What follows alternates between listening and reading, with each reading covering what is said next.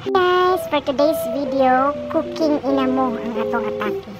Naman ko'y nakita sa TikTok atong sundugon. Ano siya? Tuna pasta.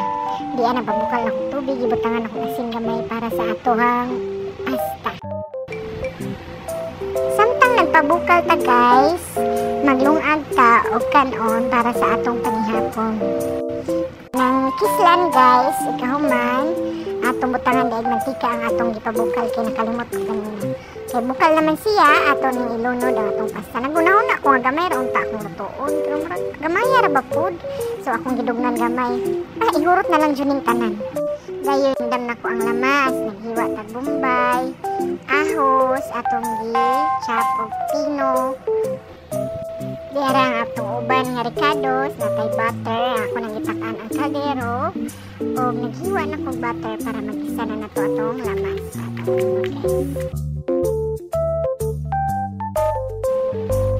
Ilunod na nato atong ahos ug bombay, ni ato siyang gisahon hangtod na mag-brown siya guys. Pagkahuman nga nag-isa na siya, atong ilunod ang atong century tuna. Atong asin, pepper, bitsin, ang uban pa, dan atong i-mix guys. Dayon kung mabukal na siya, ato ilunod atong all-purpose na cream. Ato ilunod atong pasta, hindi lang ato siya palabiyag dugay kay basig malata, maway lamit. Mura sa gidlami siya, no? Sige, humana, naluto na siya. Kung na nagikudkuran ng cheese, wala lang ako na videohan. Okay, kapoy naman good. Tilawan na to guys. So far, so near. Lami man sad siya.